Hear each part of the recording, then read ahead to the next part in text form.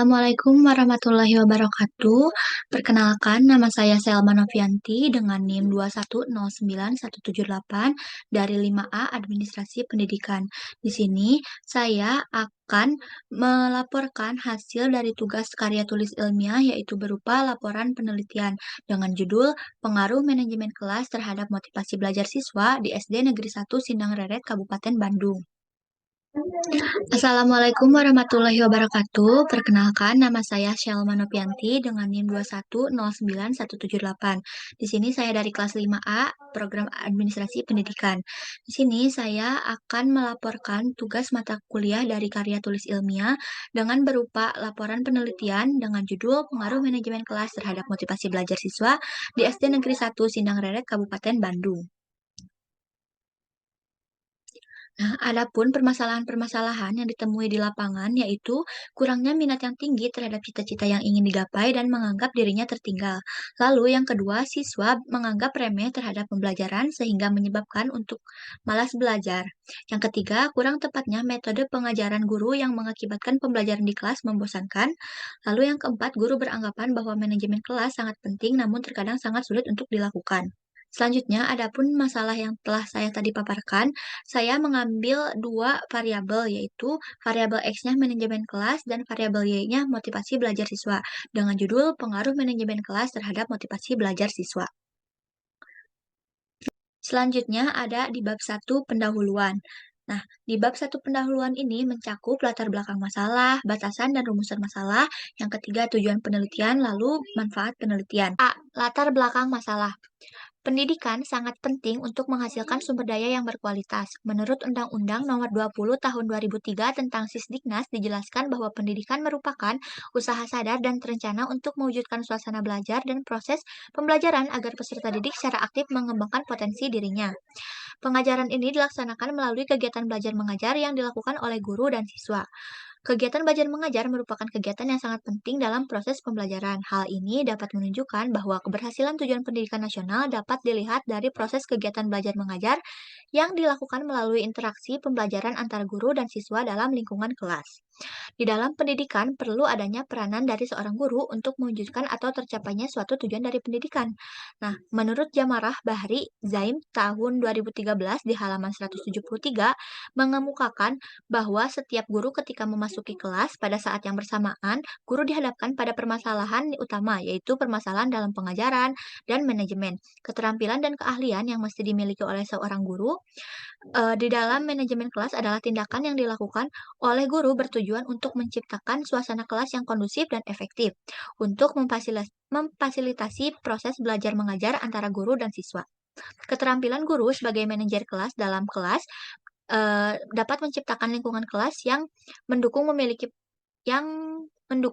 peran penting dalam mencapai kesuksesan dalam proses pembelajaran. Manajemen kelas merupakan salah satu faktor ekstrinsik yang dapat mempengaruhi terhadap motivasi belajar siswa. Nah, motivasi belajar siswa itu sangat penting agar siswa dapat mengarahkan dan menyesuaikan perilakunya ke arah yang lebih baik. Dalam hal ini, guru merupakan faktor penting dalam meningkatkan motivasi belajar siswa. Banyak upaya yang telah dilakukan oleh guru dengan tujuan menciptakan dan mempertahankan kondisi yang optimal bagi terjadinya proses belajar mengajar. Dalam kenyataannya, masih ada siswa yang tidak termotivasi dengan upaya yang dilakukan oleh guru dalam pembelajaran. Salah satu lembaga pendidikan yang masih memiliki masalah motivasi belajar siswa ialah di SD Negeri Sindang Reret, Kabupaten Bandung. Nah, masih banyak siswa yang tidak memiliki minat tinggi terhadap cita-cita dan menganggap mereka itu tertinggal. Siswa yang belum termotivasi juga terlihat dari masih adanya siswa yang masih malas belajar dan menganggap remeh terhadap pembelajaran. Adapun guru, adapun metode guru yang Adapun pengajaran metode yang guru lakukan mengakibatkan pembelajaran di kelas sangat membosankan. Terkadang guru juga kurang memperhatikan kegiatan manajemen kelas. Guru beranggapan bahwa manajemen kelas sangat penting namun terkadang sulit dilakukan. Dengan berdasarkan uraian yang telah dipaparkan sebelumnya, penulis termotivasi untuk melakukan penelitian mengenai motivasi belajar siswa. Adapun yang menjadi judul penelitian di atas ialah pengaruh manajemen terhadap Adapun Adapun yang menjadi judul penelitian di atas ialah pengaruh manajemen kelas terhadap motivasi belajar siswa di SD Negeri 1 Sindang Reret Kabupaten Bandung. Untuk mengetahui apakah adanya pengaruh antara manajemen kelas terhadap motivasi belajar siswa. B. Batasan dan rumusan masalah. Yang pertama ada batasan masalah. Secara konseptual, penelitian ini akan mengkaji lebih lanjut mengenai pengaruh manajemen kelas terhadap motivasi belajar siswa di SD Negeri 1 Sindang Reret, Kabupaten Bandung. Dan secara konseptual, penelitian ini akan mengkaji lebih lanjut mengenai pengaruh manajemen kelas terhadap motivasi belajar siswa di SD Negeri 1 Sindang Reret, Kabupaten Bandung. Dan adapun rumusan masalah berdasarkan identitas permasalahan yang telah dipaparkan di latar belakang, peneliti merumuskan permasalahan yang diuraikan ke dalam bentuk-bentuk pertanyaan. Sebagai berikut, yang pertama, bagaimana gambaran manajemen kelas di SD Negeri 1 Sindang Reret, Kabupaten Bandung?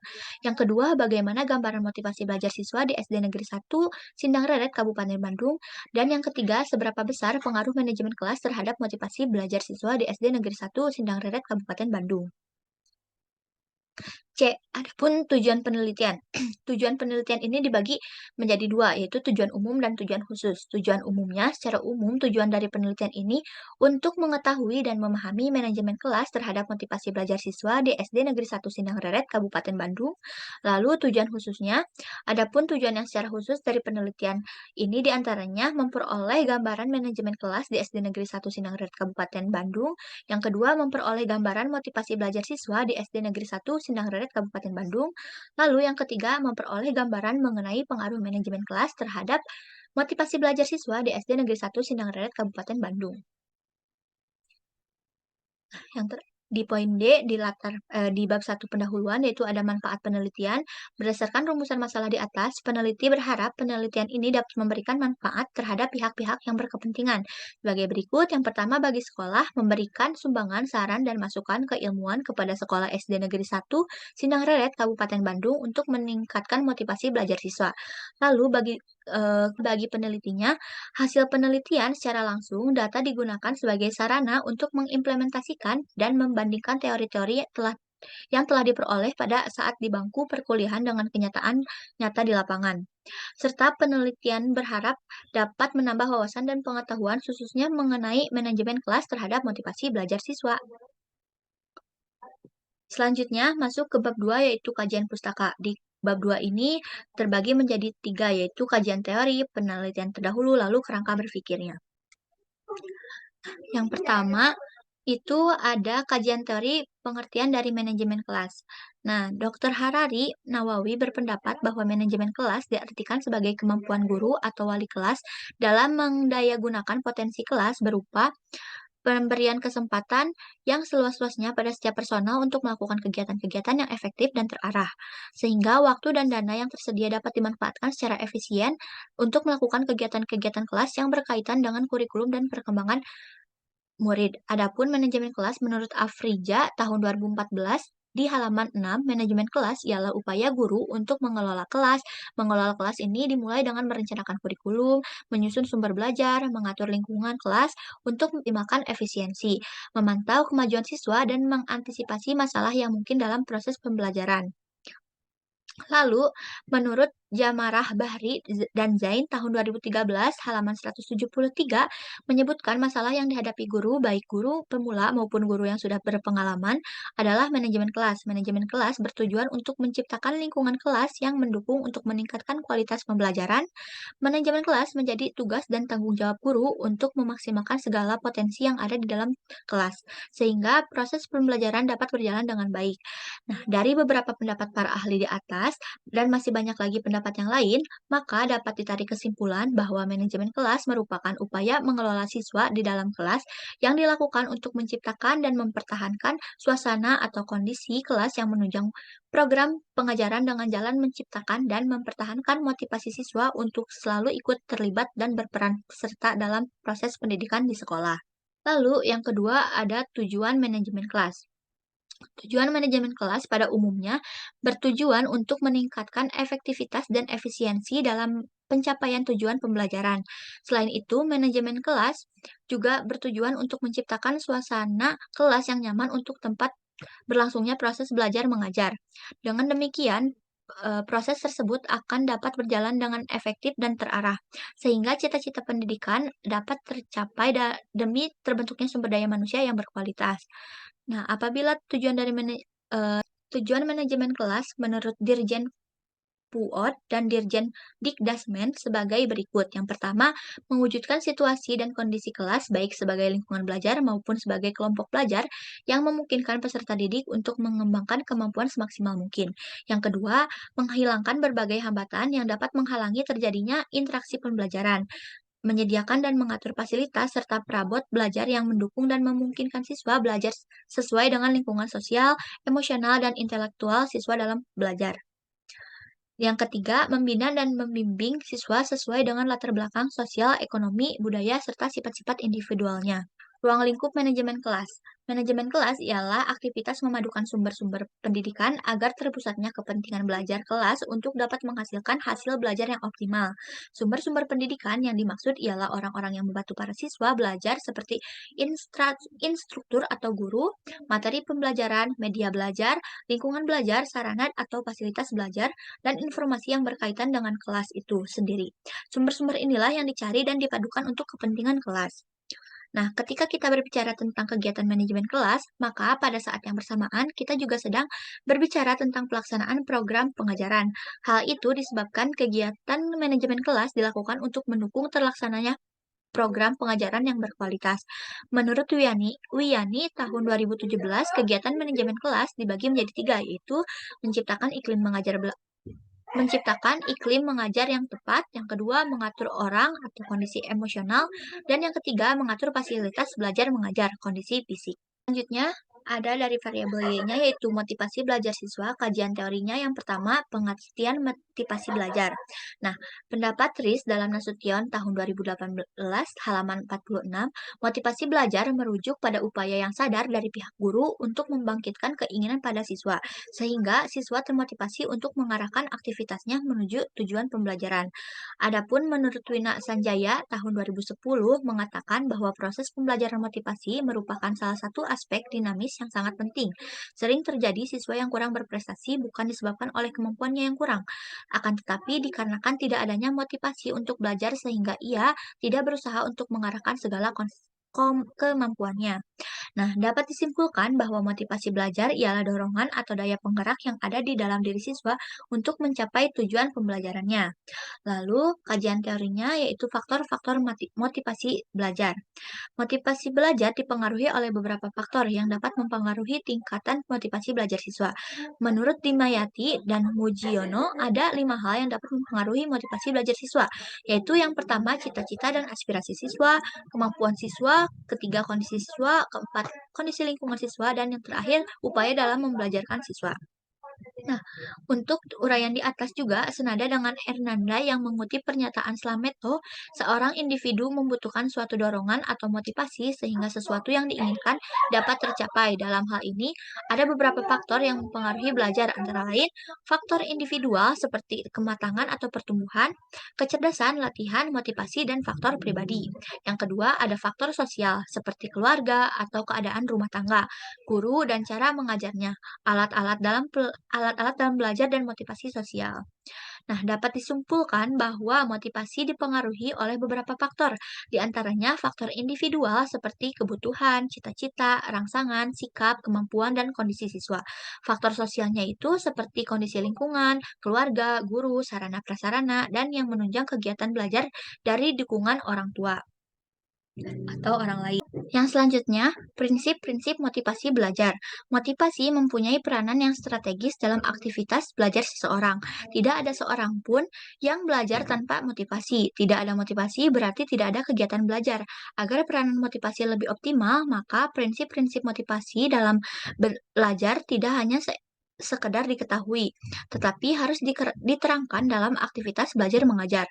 Ada beberapa prinsip motivasi dalam mengajar seperti dalam uraian berikut. Yang pertama, motivasi sebagai dasar penggerak yang mendorong aktivitas belajar seseorang melakukan aktivitas belajar karena ada yang mendorongnya. Motivasilah sebagai dasar penggeraknya yang mendorong seseorang untuk belajar.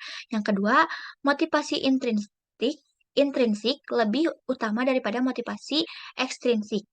Dalam belajar dari seluruh kebijakan pengajaran, guru lebih banyak memutuskan memberikan motivasi ekstrinsik kepada setiap anak didik. Anak didik yang malas belajar sangat berpotensi untuk diberikan motivasi ekstrinsik oleh guru supaya dia rajin belajar. Yang ketiga, motivasi berupa pujian lebih baik daripada hukuman. Meski hukuman tetap diperlukan dalam memicu semangat belajar anak didik, tetapi masih lebih baik penghargaan berupa pujian. Setiap orang senang dihargai dan tidak suka dihukum dalam bentuk apapun juga. Nah, memuji orang lain berarti memberikan penghargaan atas prestasi kerja orang lain. Yang keempat adalah motivasi berhubungan erat dengan kebutuhan belajar dalam kehidupan anak didik, membutuhkan penghargaan, perhatian, ketenaran, status, martabat, dan sebagainya merupakan kebutuhan yang wajar bagi anak didik. Lalu yang terakhir, motivasi dapat memupuk optimisme dalam belajar. Siswa yang mempunyai motivasi dalam belajar selalu yakin dapat menyelesaikan setiap pekerjaan. Dia yakin bahwa belajar bukan kegiatan yang sia-sia. Untuk bentuk motivasi belajar siswa itu ada beberapa bentuk dan cara untuk membutuhkan motivasi dalam kegiatan belajar. Di antaranya memberi angka, hadiah, saingan atau kompetisi, ego improvement, memberi ulangan, mengetahui hasil, ujian, hukuman, hasrat untuk belajar, dan minat. Selanjutnya, B. Penelitian terdahulu. Di sini saya mengambil penelitian terdahulu sebanyak 10, yaitu yang pertama Andi Setyamiko dengan judul Pengelolaan Kelas yang Efektif untuk Meningkatkan Hasil Belajar PAI Siswa Kelas 7 SMP Negeri 4 Banda Aceh. Lalu yang kedua, Sri Utami Hadiningsih, pengelolaan kelas yang efektif dalam pembelajaran Quran dan hadis di MTSN Prambanan Sleman, skripsi tahun 2008. Lalu yang ketiga, Roslinda, upaya guru dalam mengatasi perilaku siswa yang tidak baik di MIN Sungai Makmur Aceh Besar, skripsi tahun 2011. Lalu yang keempat, pengaruh manajemen kelas terhadap motivasi belajar siswa di MTSN 1 Jombang, Umi Hoiriyah. Yang kelima, pengaruh manajemen kelas terhadap motivasi belajar siswa, yaitu Ina Magdalena tahun 2020. Lalu yang keenam, pengaruh motivasi belajar dan manajemen kelas terhadap hasil belajar siswa, Agung Hidayatullah tahun 2021. Yang ketujuh, pengaruh lingkungan sekolah dan manajemen kelas terhadap motivasi belajar siswa, Rahmawati Kusumawardani tahun 2021. Yang kedelapan, penerapan prinsip manajemen kelas dan pengaruhnya terhadap motivasi belajar siswa di sekolah dasar, Pujiman tahun 2020. Lalu yang ke-10 ada Miftahul Rizki DKK tahun 2021, pengelolaan kelas terhadap motivasi belajar siswa di Madrasah Ibtidaiyah Nurul Jihad, Kecamatan Tembalihan, Hulu. Nah, adapun hasil dari penelitian yang terakhir yaitu ada pengaruh yang signifikan antara pengelolaan kelas terhadap motivasi belajar siswa di Madrasah Ibtidaiyah Nurul Jihad, Kecamatan Tambilahan, Hulu. Yang C, ada kerangka berpikir. Untuk memudahkan peneliti dalam menyusun proposal penelitian ini, dibuat suatu kerangka pikir penelitian atau alur penelitian, input, proses, output, dan outcome. Kerangka berpikir ini merupakan jalur pemikiran yang dirancang berdasarkan kegiatan peneliti. Kerangka berpikir menjelaskan fokus masalah dan peneliti mengenai variabel dan objek penelitian. Dalam penelitian ini ditemukan masalah dalam aspek psikologi siswa, aspek fisik, lingkungan kelas, aspek teknologi, dan aspek biaya. Dalam input berisikan mengenai permasalahan dari judul peneliti dibuat seperti siswa yang belum termotivasi, terlihat dari masih adanya siswa yang malas belajar, menganggap remeh terhadap pembelajaran, lalu dalam pembelajarannya masih terdapat beberapa aspek yang belum teroptimalkan pada saat pembelajaran, seperti aspek lingkungan, kelas, aspek teknologi, dan aspek biaya. Dan terakhir, fenomena masalah dalam input yaitu guru kurang memperhatikan kegiatan manajemen kelas. Dalam permasalahan tersebut, kondisi yang idealnya harus sesuai dengan standar proses Undang-Undang Nomor 20 Tahun 2003 tentang Sisdiknas dan Peraturan Menteri Pendidikan, Kebudayaan, Riset, dan Teknologi Nomor 56 Tahun 2022 dan tentang Standar Pendidikan Guru, GAP, merupakan pertentangan antara fenomena dengan kondisi yang ideal. Guru belum bisa menciptakan dan mempertahankan kondisi yang optimal bagi terjadinya proses belajar mengajar. Lalu di dalam proses itu berisi mengenai variabel dari setiap permasalahannya. Variabel X-nya yaitu manajemen kelas, mencakup ruang lingkup manajemen kelas. Yang pertama, iklim belajar mengajar. Yang kedua, pengaturan peserta didik. Dan yang ketiga, fasilitas belajar mengajar dan menurut Wiani tahun 2017. Lalu di dalam proses juga eh, Dalam proses juga ada motivasi belajar siswa yaitu variabel Y-nya.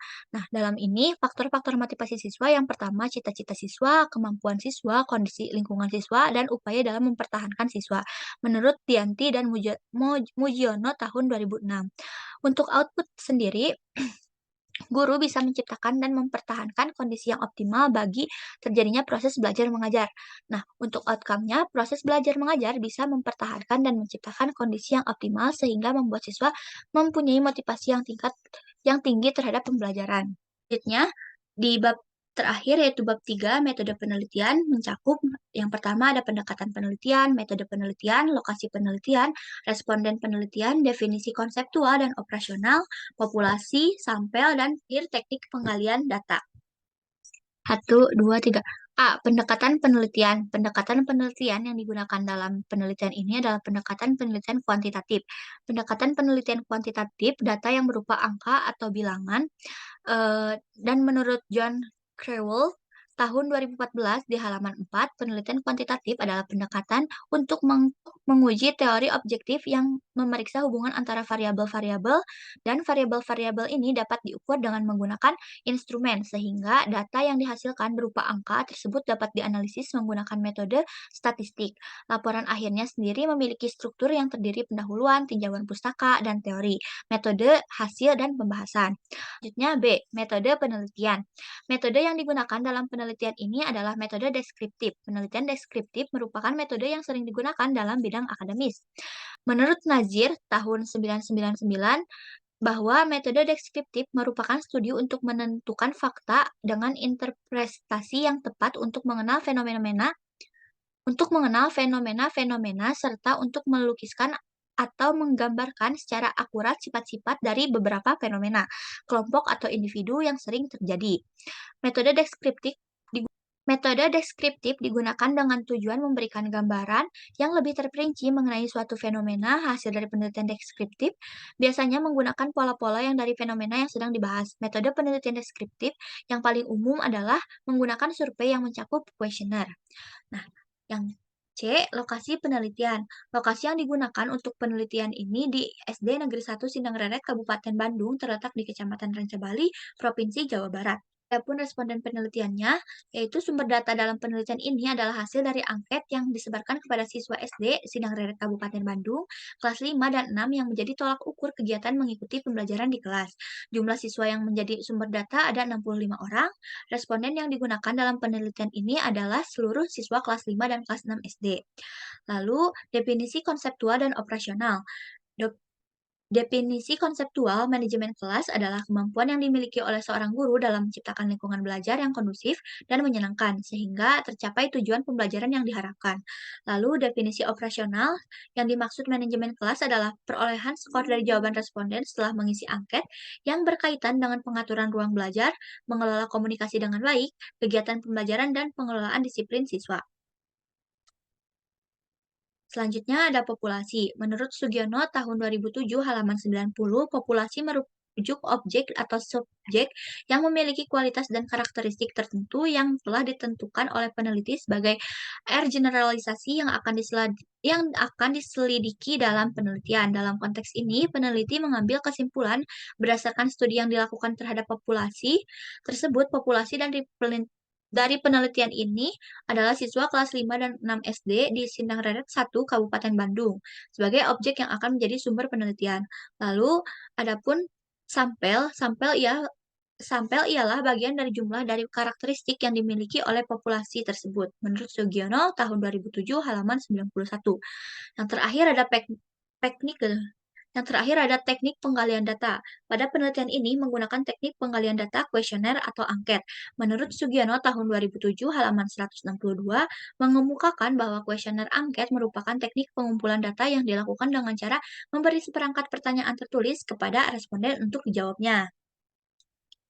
Demikian laporan penelitian yang dapat saya paparkan, kurang lebihnya mohon maaf. Wassalamualaikum warahmatullahi wabarakatuh.